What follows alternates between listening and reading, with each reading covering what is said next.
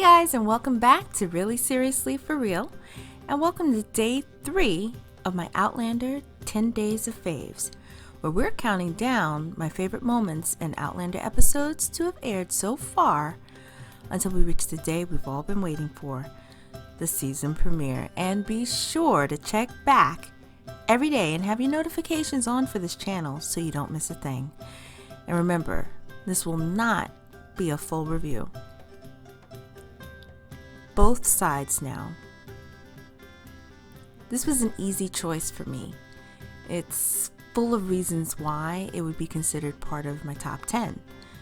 From the moment the episode opens to the point the credits roll, any fan would swoon, and any random person stumbling on this show for the first time may want to look deeper. Yes, episode 8 is that good.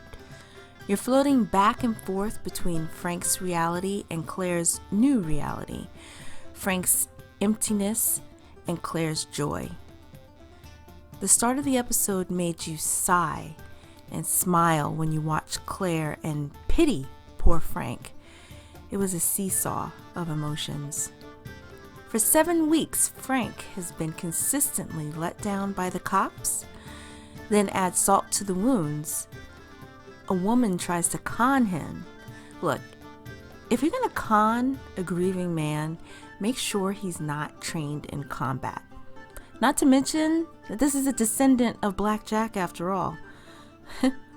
But perhaps Mrs. Graham could give the perfect explanation, the only real explanation.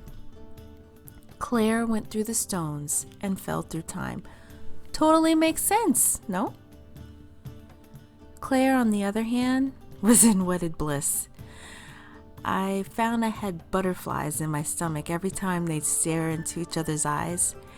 But it wasn't perfect, as they both found themselves in a precarious situation where they were accosted by 2 deserters of the British Army.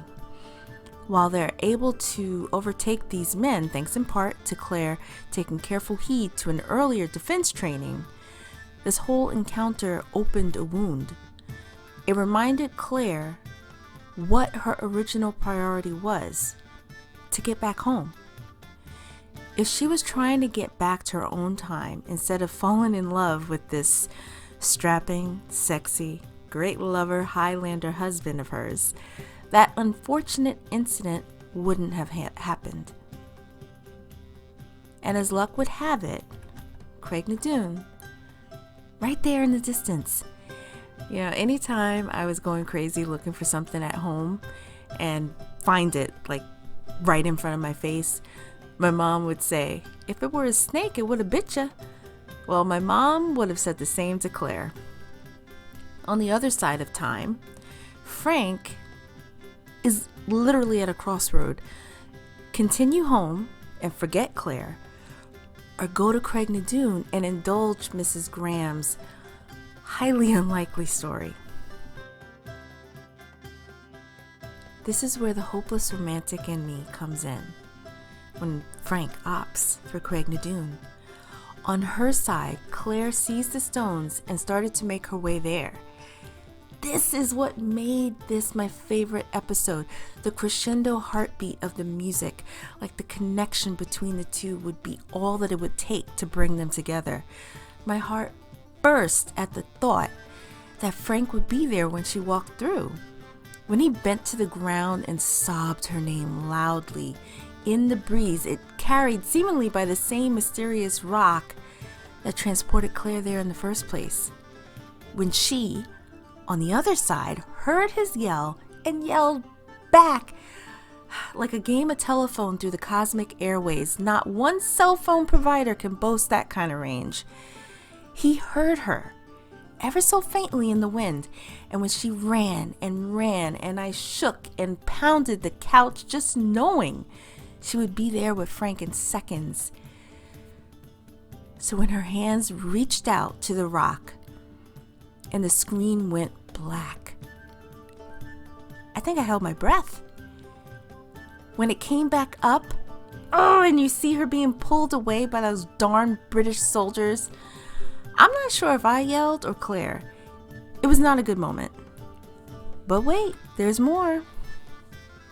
Yeah, because we're also graced with yet another appearance of our dear friend Blackjack. But this time, Claire was ready for him. When she laid the Duke of Sandrium's name in the air, and our dear Blackjack choked on the fear of being uncloaked, it was satisfying, because that was the first time he lost control, lost his angle, lost his supremacy. It was delicious.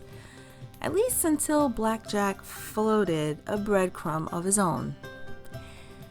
You know, each time Claire attempts to best this man, he always uses her own tactics against her and wins. It's so frustrating. But it shows how much this show makes you battle emotions, because the utter satisfaction and euphoric jubilation abound once Jamie bursts through the window, gun in hand, and proclaims in the most forceful and direct manner possible, "I thank you to take your hands off my wife." Enough said, drop the mic, everyone's cheering, standing ovation, even Blackjack enjoyed it. Fade to black. Woo! Okay. That's it for me, guys. That's it. Stay tuned for day 4 tomorrow. I wonder what my next fave episode will be. And where would this one rank on your list? Comment down below. Until next time, guys.